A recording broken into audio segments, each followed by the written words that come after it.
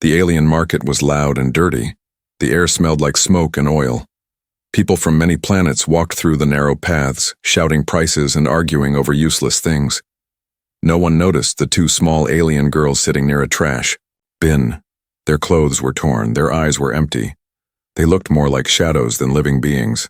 A drunk alien, tall and smelly, stood beside them. He held a bottle in one hand and shouted at anyone who passed. "Buy them, just one drink. You give me a drink, you take both of them." He laughed like it was a joke. But the girls did not laugh. They looked down, afraid. Many people heard him. Some glanced over, some shook their heads, a few laughed. A few, but no one stopped. Then a human man walked by. His name was Jace. He was not rich. His boots were old and his jacket was worn out. He didn't like loud places, but he had come to find some parts for his ship. He wasn't looking for trouble. But when he saw the girls, he stopped. The drunk alien looked up at him and shouted, "Hey human, you want 2 slaves? 1 drink only. Look, both still breathing." Jace looked at the girls. One had blue skin and purple hair. The other had silver hair and golden eyes. They looked young, maybe teenagers, but their eyes were too tired for their age. Jace didn't see slaves. He saw pain. He saw fear, and something else. Hope, hidden deep inside. He took a breath. "1 drink?" he asked. The alien laughed. "Yes, 1 drink, I'm thirsty." Jace gave him a drink from his pack. The alien snatched it like treasure and walked away, leaving the girls behind. They didn't move. They thought it was a trick. No one ever just took them without hurting them. Jace knelt in front of them. "You're safe now," he said. "I'm not going to hurt you." The blue-skinned girl looked at him with wide eyes. "You bought us." Jace shook his head. "No. I bought your freedom." The silver-haired girl whispered. "What do you mean?" "You're not slaves anymore," Jace said. "You can come with me. Or go wherever you want."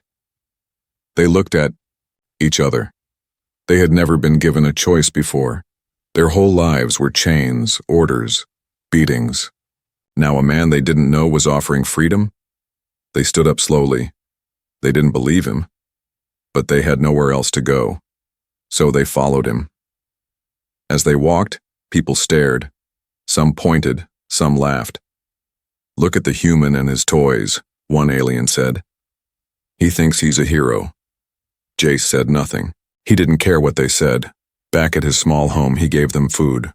Real food, not scraps. He gave them blankets, a quiet place to sleep. And he didn't ask for anything in return. The girls didn't sleep much that night. They kept one eye open, waiting for pain. Waiting for the moment the kindness would end. But the moment never came. The next morning, Jace brought them warm tea. "You can tell me your names or not," he said. "Take your time." The blue-skinned girl looked down. "Sira," she said quietly. The silver-haired one added, "Nali." Jace smiled. "Nice to meet you." He didn't ask where they came from. He didn't ask what they were made to do. He just treated them like people. That small act was something they had never known. For now, they didn't trust him. But deep inside, something began to grow. A tiny seed. It wasn't hope yet, but it was something close. And somewhere, far away, the drunk alien who sold them forgot about them. To him, they were nothing. But to Jace, they were not nothing. They were worth more than the whole galaxy. And soon the world would see why. "They don't trust him." Sira sat by the corner of the small room, her knees pulled to her chest. Nali lay on the floor, her back turned to the door. The warm blankets Jace had given them felt strange. Too soft, too clean, too kind. In their minds, nothing kind ever came without a price. They had learned this the hard way. Jace was in the kitchen, quietly making food. He didn't look at them too much. He didn't speak unless they did. He moved gently, like someone who knew what silence meant. But the silence between them was heavy, not peaceful. It was full of questions, fear, and doubt. Sira's hand tightened, around a small metal piece she had found in the trash bin outside. It wasn't sharp, but it could hurt someone if needed. She didn't plan to use it, but she also didn't plan to trust a human just because he smiled and gave her soup. Nolly was quieter than usual. Her golden eyes stared at the wall. Her mind was busy remembering. She remembered the places they had been locked in, the chains, the shouting, the days without food, the hands that touched without asking. She remembered her brother, who once promised to protect her. He died trying. Now this man, this human, had walked into their lives with one drink and words like freedom and safe. It didn't make sense. It couldn't be real. When Jace brought them bowls of food, they didn't eat it first. Syrah only sniffed hers. Nolly pushed it away. "We're not your pets," she whispered. "I know," Jace said calmly. "You're people. You've just been treated badly." "We don't need your pity," Syrah snapped. "I'm not offering pity," Jace replied. "I'm offering space and food, that's all." The room was quiet again, only the sound of a spoon tapping against a metal bowl. Jace sat on the floor with his own food, a few feet away, not trying to get closer. Just there. The girls watched him like cornered animals. They didn't trust his soft words or his still hands, but they were hungry. Slowly, Syrah began to eat. Then Nolly picked up her spoon too. The next few days passed in slow silence. Jace didn't ask them to do anything. He gave them food, a place to sleep, and a bathroom to clean up. When he left the house for errands, he left the door unlocked. The first time he did this, Syrah stared at the handle for hours. She could leave, run, escape. But escape to where? And what if it was a trick? Nolly asked once, "Why don't you lock the door?" Jace looked surprised. "Because this is your home too now." That answer left them confused for hours. At night, they whispered to each other. "What does he want?" Syrah asked. "No man does this for free." Nolly shook her head. "Maybe he's waiting. Maybe he's playing a long game." They both agreed on one thing: kindness was dangerous, but Jace never changed. Day after day, he treated them like normal people. He even tried to teach them how to cook one morning. Syrah burned the rice. Nolly spilled the water. Jace only laughed softly and showed them again. No anger, no punishment. One evening, Syrah found a shelf full of books. She asked him, "Can you read all this?" "Most of it," Jace said. "Want to learn?" She blinked. "Why would I need to read?" "Because you're free now. And free people deserve to know things." It was such a simple sentence, but it felt like a stone thrown into still water. It made waves in their hearts. Still, the fear didn't go away. One night, Nolly woke up sweating. She had a nightmare, one where Jace turned on them like all the others. She sat up, shaking, and she saw a light on in the next room. Jace was sitting by the table, reading, not sleeping, not hiding. She stood there for a moment, watching him. He looked tired, lonely, but peaceful. She didn't speak. She just went back to bed. In the morning, Jace made them warm bread and tea. Syrah stared at the cup. "What are we to you?" she asked. "Why are you doing this?" Jace paused. Then he said, "You remind me of someone I once knew. She was taken too, and I couldn't save her. I won't fail again." The girls didn't respond, but something shifted. They still didn't trust him, but maybe, just maybe, they wanted to. A dark past. Uncovered Syrah sat on the porch steps, watching the dusty wind blow across the empty path. She had been quiet all day, her mind circling old memories like a broken song that never ended. Behind her, Jace was fixing a broken water pipe. He didn't ask questions. He didn't expect smiles. That made it harder somehow. Because silence was safe, but kindness made her remember things she tried to forget. That afternoon, without warning, Syrah spoke. "I had a name before they took me," she said, her voice low. "A real one. Syrah was just what they called me after I was sold." Jace didn't interrupt. He only turned off the wrench and sat beside her waiting. My parents died in the second raid on our moon. I was 12. They took me to the markets on Harkon 5. From there, I lost count. Her hands shook. I stopped hoping. Hoping made the pain worse. Inside the house, Nali was listening. She sat at the table, frozen, holding her breath. Sierra continued. Some owners used us for cleaning, some for worse. One tried to make us fight each other for food. When we refused, he starved us both. The worst part? She looked at Jace now. It wasn't the beatings.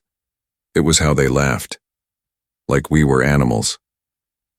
I'm sorry, Jace said gently. I don't want your sorry, Sierra said quickly. But her voice cracked. I just wanted someone to hear it. Not fix it. Just hear it. Jace nodded. I hear you. That night, Nali finally broke her silence too. She sat across from Jace as he prepared a simple dinner of broth and bread. Her eyes stared into the fire, and her voice came out like ashes. Dry and tired. I had a brother, she said. His name was Tovan. He was only 17. When they came for us, he tried to fight them off with a farming tool. Her hands clenched. They shot him in the back, right in front of me. I screamed, so loud they knocked me out. Jace didn't speak. When I woke up, I was in chains, and he was gone. She looked at Jace now as if expecting disbelief, but he didn't doubt her. He simply asked, Do you remember what he looked like? Her lips trembled. He had dark, silver hair just like mine. He always braided it. He said it made him look like a warrior even though he was just a farmer. Jace smiled softly. Sounds like he was a warrior. That night, something small broke inside both girls. Not a bad kind of break, but the kind that lets light through. They had been holding in pain for so long that they forgot what it felt like to be listened to, and believed. The next morning, Jace brought out a stack of old books and data pads. I thought maybe you'd like to learn to read these, he said, not because you have to, but because you can. Sierra raised an eyebrow. What for? Because knowledge makes you dangerous, in a good way, he said with a grin. They didn't smile back. But they didn't say no either. Later that week, Nali asked Jace if he could show her how to use the small cooking tools. She had burned herself before in another place and feared the kitchen. But Jace stood behind her, at a respectful distance, and gave simple instructions. Sierra watched from the side, still unsure. But later, when no one was looking, she turned the pages of one of the books he gave her. The girls still woke with fear, sometimes. They still flinched at loud noises, but something was changing. They were speaking, they were learning, they were healing. Slowly, like frost melting under sunlight. And Jace? He didn't ask for anything. He just stayed close, ready to catch them if they fell.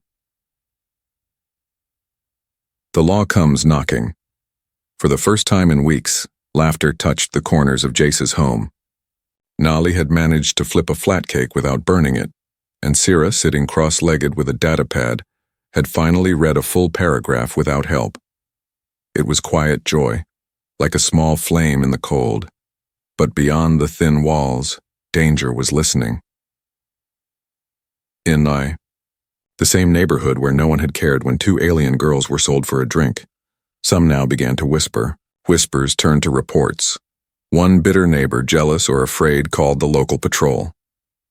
A human is hiding off-world slaves in his home, the voice said. Might be trafficking them. One morning, before the sun fully rose, the knock came. Heavy, cold, demanding. Jace opened the door to find 2 enforcers dressed in black and gray armor. Behind them, a drone hovered, recording everything. Sierra and Nali stood frozen in the kitchen, panic rising like fire in their chests. We've received a complaint, the taller enforcer said. You're suspected of harboring illegal slaves. They're not slaves, Jace replied calmly. The second officer stepped forward. Then why are they here? Alien girls, in a human home. No work visas, no ID chips. They were being sold in the street, I stopped it, Jace said. And I gave them freedom, not chains. The drone beeped as it scanned the girls.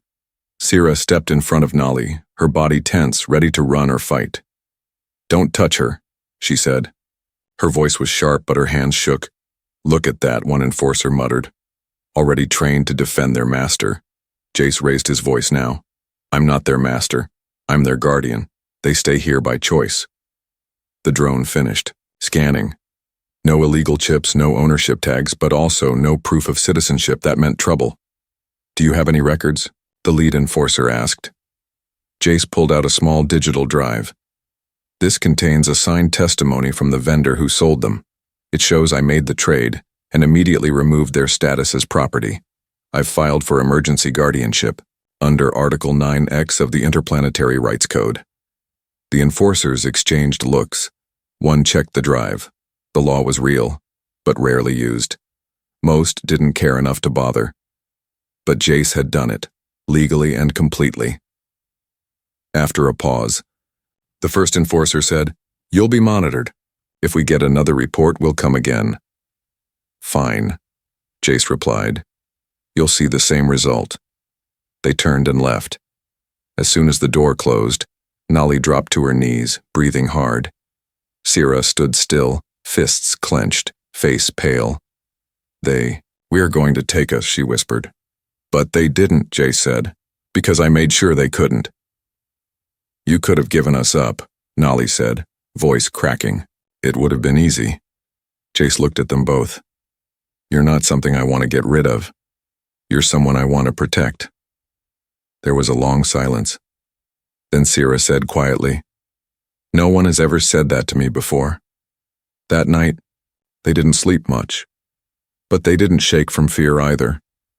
Something had changed again, this time stronger than before. They had seen the law come.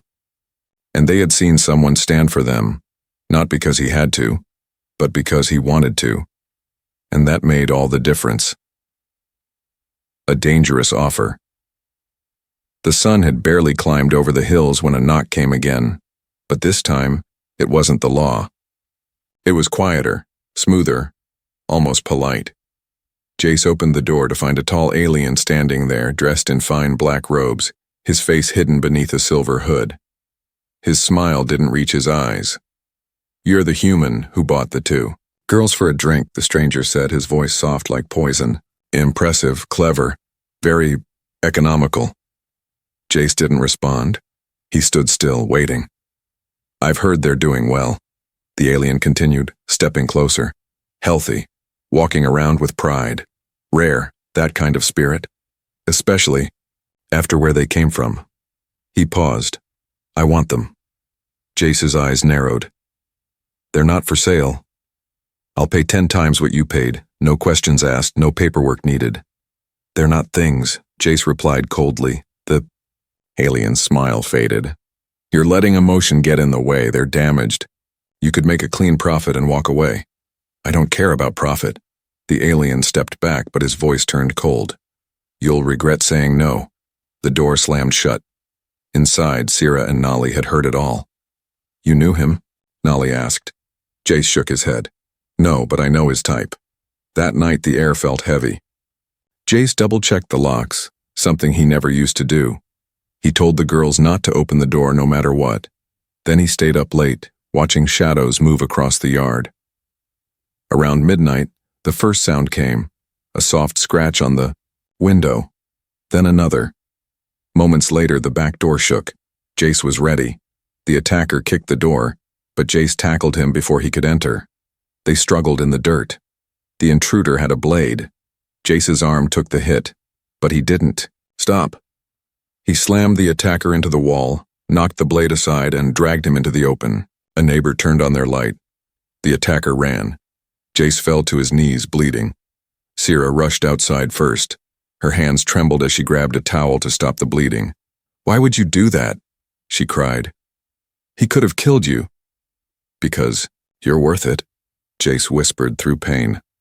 Nolly stood frozen, tears in her eyes. She remembered her brother's words. One day, someone will protect you like you deserve. That night they didn't sleep. Sierra sat beside Jace all night, changing the cloth on his wound.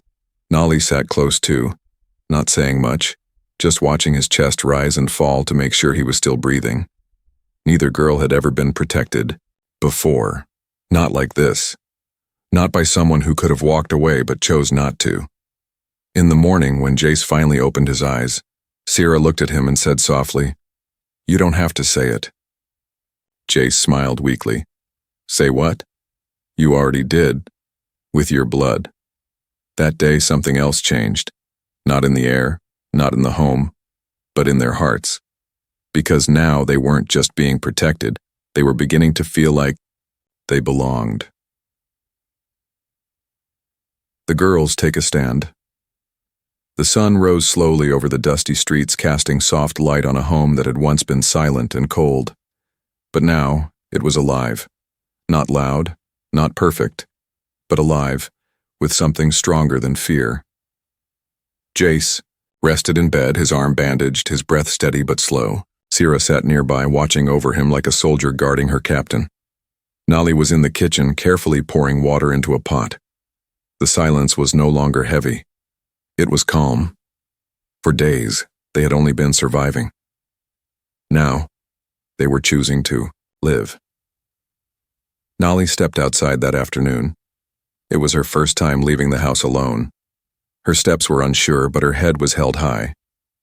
The marketplace was loud as always, filled with smells and noise and eyes. Some stared at her, some whispered. But no one dared touch her. She bought food, thread, and medicine with the credits Jace had given her. The vendor blinked when she said, "Thank you," and left without fear. Sierra, meanwhile, had cleaned the porch, fixed the broken fence, and started drawing symbols in the dirt near the garden. They were symbols from her old world, memories of who she once was before she became property. She didn't cry as she drew them. Her hand was steady, her face strong. Later, the girls worked together to fix a broken panel near the front of the house. Nolly held the tools. Sierra made sure the power was off. It was messy and sparks flew once, but they laughed. For the first time, it wasn't the nervous laugh of people hiding from the world. It was real. The neighbors noticed. One muttered, "Slaves fixing a house?" Another replied, "Not slaves anymore." A third simply said, "They walk like they own the ground." Word spread quickly. Some were angry, some curious, but most were quiet, unsure of how to respond to girls who refused to shrink, to hide, or to be silent. That evening, as the sky turned gold, a young alien boy knocked on Jace's door. He looked scared, hungry, and tired. "I heard," he whispered, "that you help people." Sierra opened the door wider. "Come in," she said. "You're safe here." He wasn't the last. Over the next few days, more came. A limping girl with bruises, a boy with no family, a woman who had escaped a transport cage, and each time it was Sierra and Nolly who welcomed them. They gave them food, comfort, and blankets. They told them, "We were like you, but we're not anymore." One merchant in the city market stared as the girls walked by to buy supplies. They used to beg on the floor, he whispered to his partner. Now they shop like nobles. They walk like queens, the other said. When Sierra heard that, she didn't stop walking. But a small smile touched her lips. Back at home, Jace watched from the doorway, his arm still healing. "You've built something here," he said quietly one night. Nolly sat beside him. "You gave us a home. We turned it into something more." "You didn't have to," Jace said. "Yes," she replied. "We did. Because no one ever gave us the chance to stand before." He looked at her, surprised by how much strength now lived in her voice. That night, as more stars filled the sky, the house was filled with soft voices, quiet meals, and the sound of people healing. They were no longer just two broken girls. They were something more. They were protectors. They were leaders. They were proof that even a life bought for a drink could rise higher than anyone ever expected. What happened next changed everything. It began with a message, a simple report broadcast across the local network. Human male offers safe haven to rescued alien slaves, violates interplanetary norms. The story spread fast, first in whispers, then in headlines. Some called Jace a criminal, others called him a hero. But one thing was clear: everyone was watching now. More ships landed near the outskirts of town. Some carried journalists, others brought diplomats. A few came silently, hoping to learn or destroy, depending on what they found. But when they arrived, they didn't find a broken house with two weak girls. They found a gathering place, a home, full of former slaves, refugees, and survivors, eating, learning, rebuilding. Children played under trees. Teenagers helped fix solar panels. And in the center of it all were Sira and Nali, not hidden, not ashamed, but standing tall. Sira now wore a long dark coat made by her own hands. She spoke with strength to anyone who asked about her past. "I was a slave, now I'm free, and I will never be silent again." Her voice shook the hearts of those who listened, not because it was loud, but because it was true. Nali had become the heart of the home. She taught younger girls how to cook, how to clean wounds, how to use old data pads. Her eyes, once filled with fear, now shined with warmth. When a new boy cried on his first night, she sat beside him and whispered, "I know that pain, but you're not alone anymore." The people who came to judge were forced to listen. They saw that Jace hadn't started a crime, he had started a movement. Reporters asked him, "Why did you do it? For fame? For revenge?" Jace smiled softly. "Because it was the right thing. That's it." The story reached far-off planets. Other humans began asking questions. Some alien groups who had stayed silent for years began speaking up. And in the shadows, slavers grew afraid. One day, a high council leader arrived unannounced. He expected resistance. He expected anger. What he got was tea bread and two young women who looked him in the eye and said, "We will not go back into cages ever." The council couldn't deny what they saw. The girls were no longer victims. They were evidence of something more powerful than law or trade. They were evidence of hope. By the end of the month, Jace's home was given protected status. A small embassy was opened next door. Donations poured in. Volunteers arrived. A few angry groups tried to shut them down. But every time they did, more people stood up in defense. And one night, under a sky filled with stars, Sira stood on a wooden platform and spoke to a crowd that had once ignored her kind. "We were bought for a drink," she said. "But he gave us more than freedom. He gave us a future. And now we give that future to others." Nali joined her on the stage. She held Jace's hand and raised it for all to see. "This man changed everything," she said, "not with weapons, not with power, but with one choice and a care." That night, people didn't just clap. They wept, because the world had changed, not with fire, but with kindness. And from that day forward, the story of a man who bought two alien girls for a drink became something far greater.